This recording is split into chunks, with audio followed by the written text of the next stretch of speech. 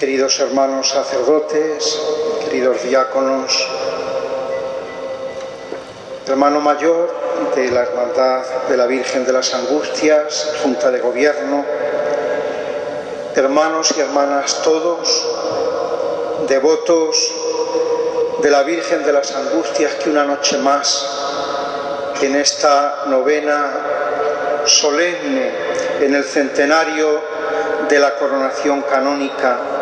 de esta sagrada imagen, nos hemos reunido para alimentar nuestra devoción y nuestro amor a la Santísima Virgen y también encontrar luz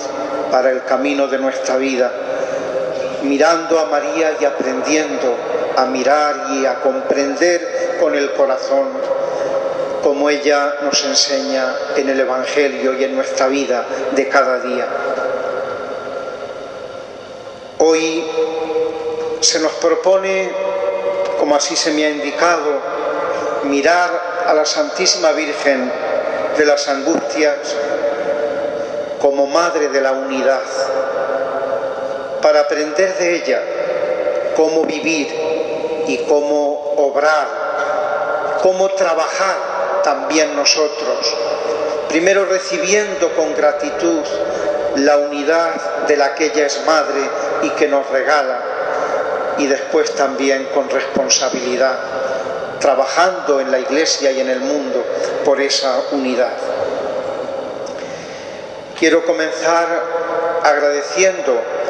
a vuestro arzobispo, don Javier, la invitación que me ha hecho para poder presidir esta noche de la novena. Me uno así a los demás obispos de Andalucía que han ido presidiendo las distintas jornadas de la novena, y que yo también, pues como signo también de unidad del colegio episcopal de los obispos, pues con gusto me sumo a ellos, compartiendo con vosotros esta noche la devoción a la Virgen. No podía tampoco negarme a la invitación que me hizo don Javier, pues por los vínculos personales que me unen a él desde muchos años ya de mi vida.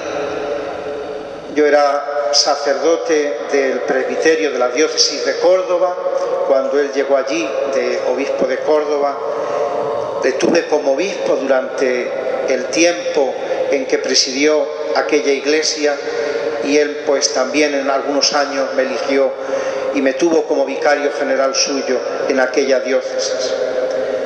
A él le debo mucho de lo que soy y de cómo soy, y también en este tema y en esta perspectiva de la unidad que hoy quisiera proponeros y meditar ante la imagen de la Virgen,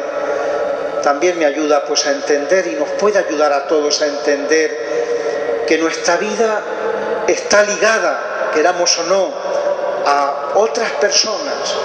que han ido siendo unas más decisivas, otras menos, pero que en el camino de nuestra vida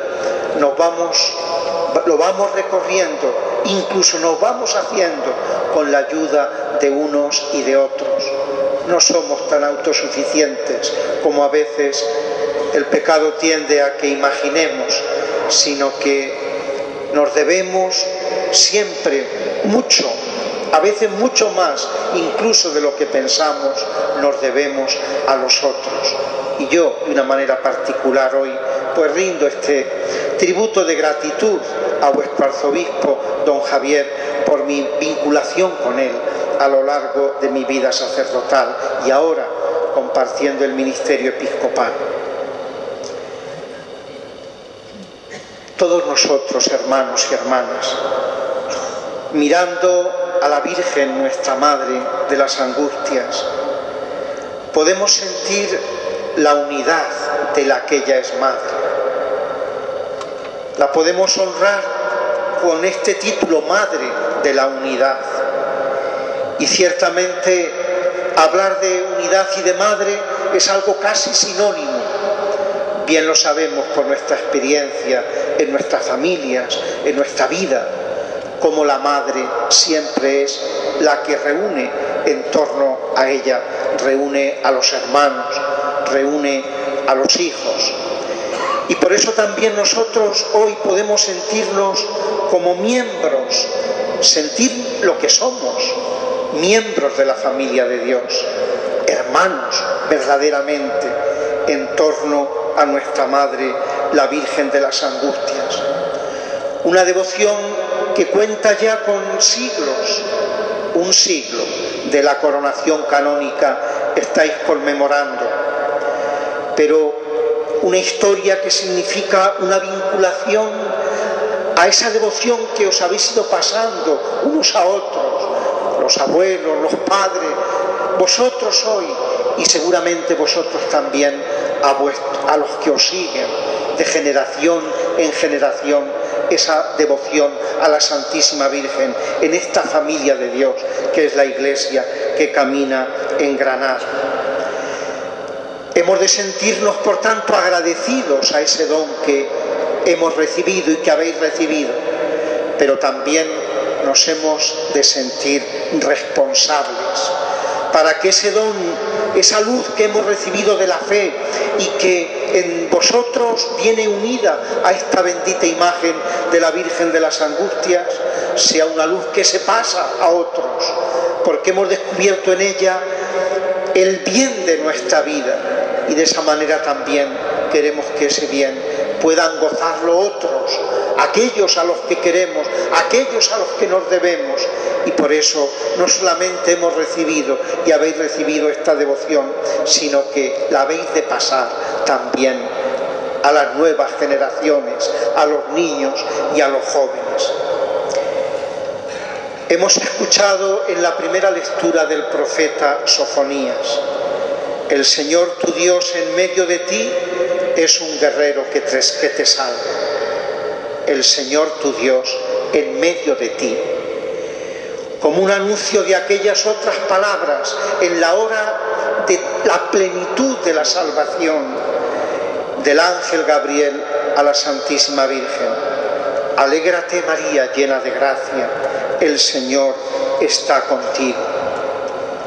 Y en esas palabras del profeta que se cumplen en plenitud en las palabras del ángel, podemos entender ese papel, esa obra de la unidad que María hace con nosotros, con la humanidad, con la Iglesia. María, Madre de la unidad, porque nos ha dado a Dios, que es amor, y porque en ella Dios está en medio de nosotros, porque en ella Dios está con nosotros y se ha hecho hombre en nuestro mundo, dando rostro a este Dios que es amor. María es fuente de unidad para nosotros y para todos los hombres. El amor busca la unión con la persona que ama, con la persona amada. El que ama busca unirse al que dirige su sentimiento, al que dirige también su voluntad y su afecto. Amar es buscar la unión de la persona que se ama. Y por eso María, en definitiva y en primer lugar, nos está mostrando ese amor de Dios, porque Dios nos ama y nos ama de verdad. Ha buscado unirse a nosotros, ha buscado participar de nuestra humanidad, se ha hecho hombre en las entrañas virginales de María por obra del Espíritu Santo, y de esa manera nos está dando pruebas de su amor, y ese amor no ha quedado atrás en el camino y en el correr de la historia, sino que este Hijo, por su muerte y resurrección y ascensión al cielo, nos ha dado el Espíritu Santo que habita en nuestras almas, que hemos recibido en el bautismo, y de esa manera Dios, porque nos ama, sigue en medio de nosotros y sigue con nosotros. Pero también el amor significa mirar en común las cosas. Fruto del amor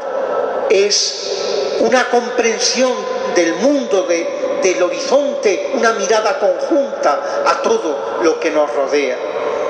Y por eso, fruto del amor de Dios, fruto de este Dios amor que comparte su vida con nosotros, tomando parte en esta humanidad que había salido de sus manos, fruto de eso también es una mirada compartida que la Virgen, nuestra Madre, nos acostumbra a tener. Ella recibió la palabra hecha carne en sus entrañas virginales, pero ella recibió también la palabra de su Hijo en la fe y la guardó en su corazón y la meditó en su corazón, y de esa manera también fue viviendo el amor y fue obrando la unidad de ella con el plan de Dios y también de la humanidad con este Dios que se nos ha revelado en Jesucristo. Pues bien, hermanos y hermanas,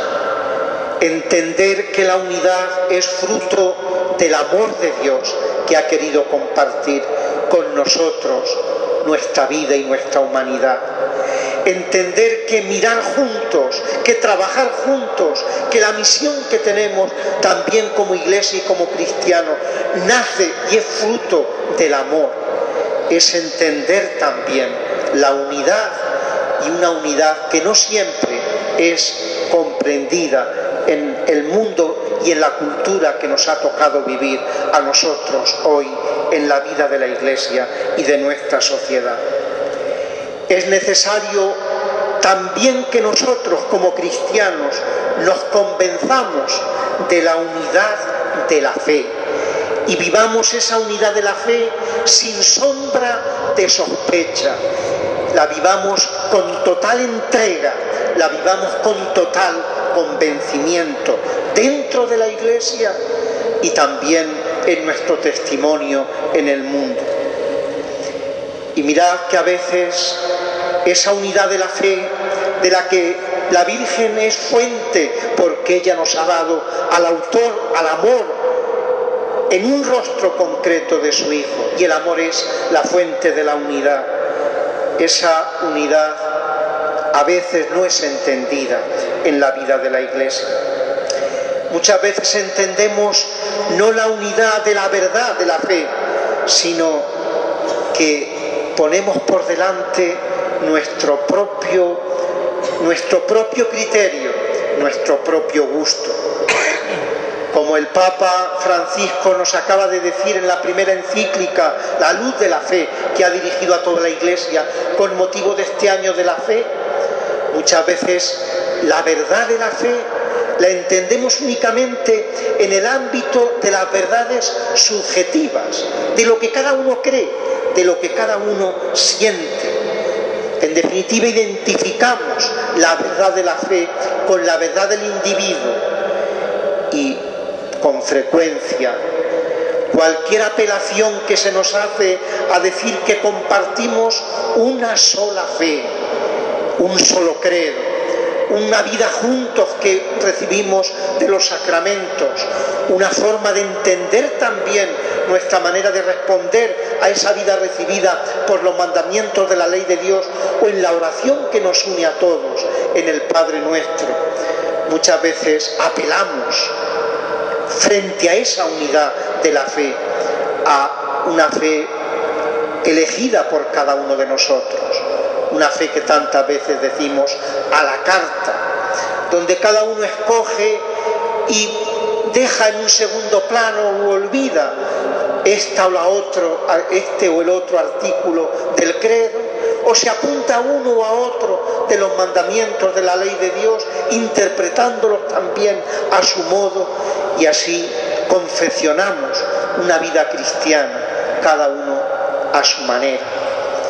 E incluso cuando se apela a esa unidad de la fe, la acusamos de que eso es intento de un pensamiento único que no respeta el pluralismo, como si la fe fuese fruto de un consenso que nos damos entre nosotros. La unidad de la fe, de la que es madre la Santísima Virgen María, nos está enseñando otra cosa. Nos está diciendo en sus brazos poniéndonos a su Hijo Jesucristo, que Él es la verdad de la fe, Cristo es la verdad de la fe. Nos está diciendo que esa verdad de la fe no atropella ninguna libertad, sino que se nos ofrece para que la recibamos,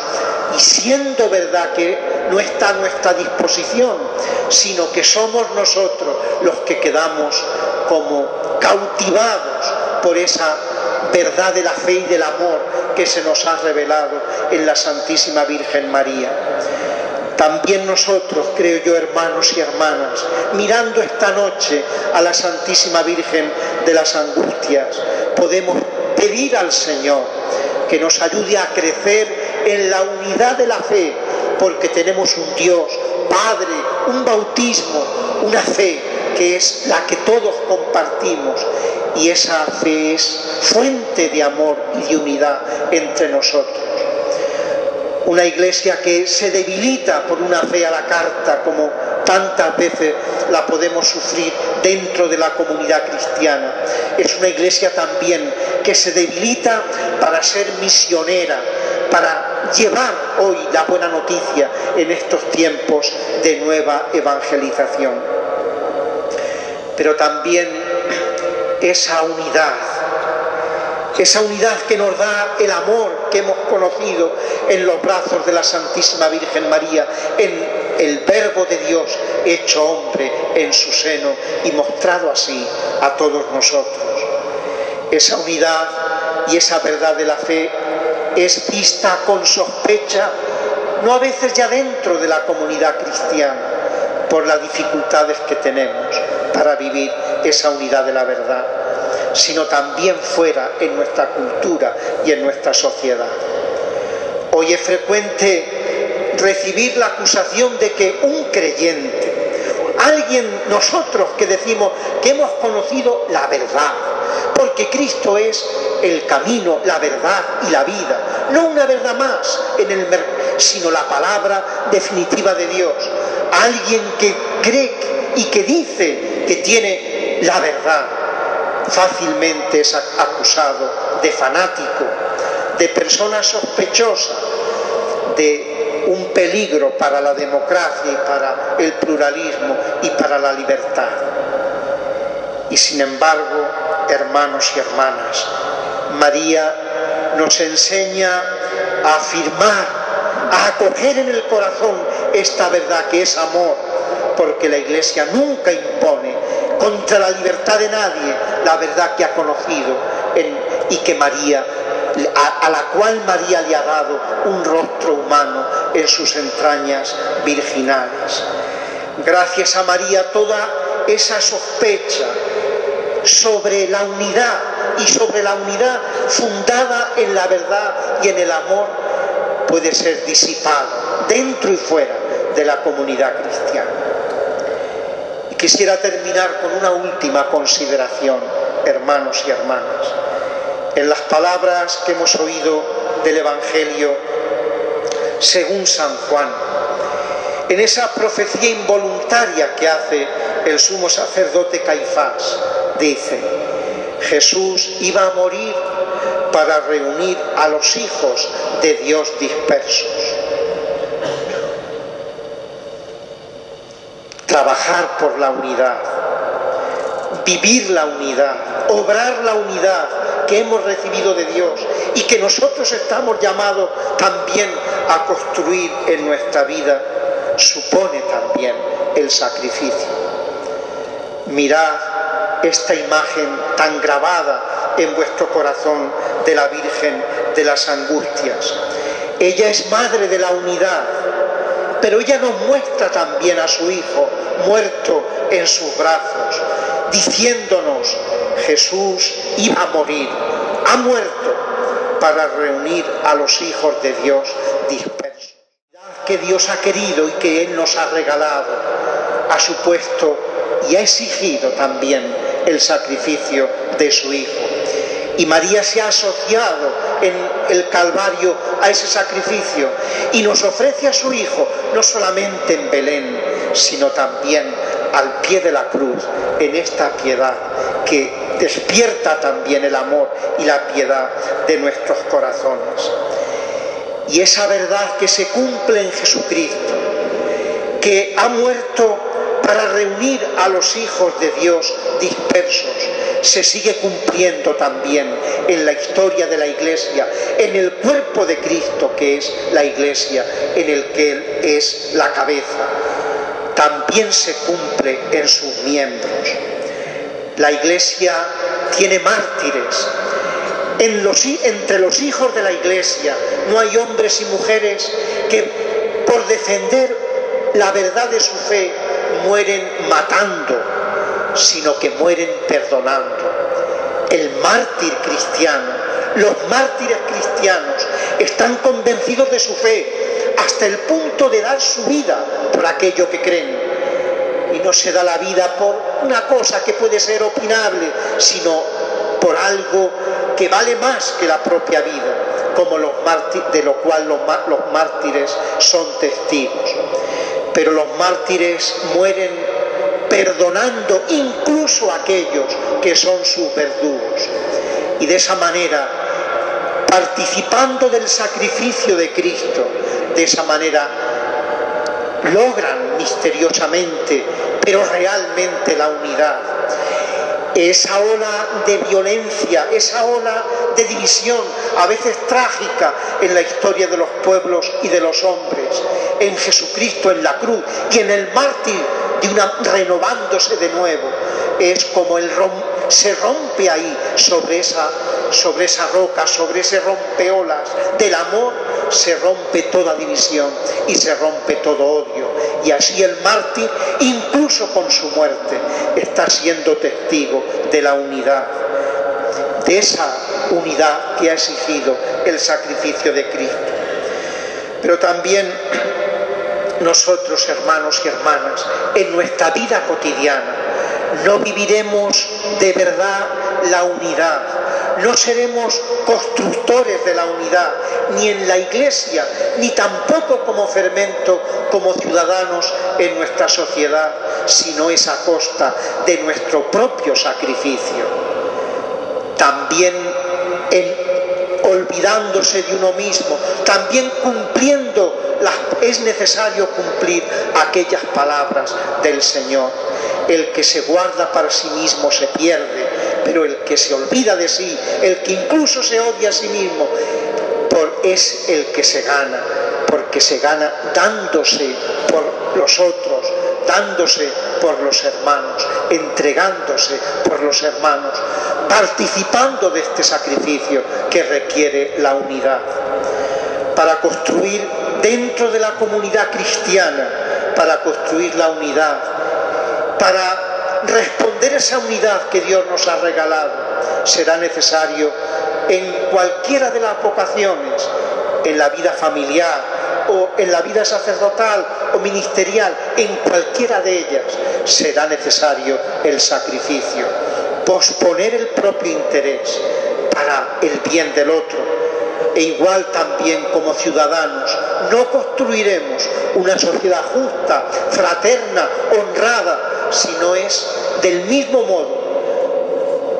olvidándose y sacrificando el propio interés para trabajar por el bien común. La Virgen de las Angustias es icono perfecto de este sacrificio que exige la unidad. Ella, mostrándonos a su Hijo, nos muestra también el camino por el que nos ha venido la unidad que Dios ha querido y por el cual también hemos de transitar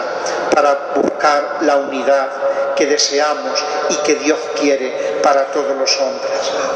Pues hermanos y hermanas, invoquemos hoy a nuestra Madre, la Virgen de las Angustias, y pidamos cada uno en su corazón y comunitariamente como hermanos y como familia de Dios por la unidad de la Iglesia en la verdad y en el amor que hemos conocido en Jesucristo, y por la unidad de todos los hombres, porque somos como primicia de esa humanidad reunida que Dios quiere y que entra en su plan de salvación. que la Santísima Virgen de las Angustias interceda y ruegue por nosotros.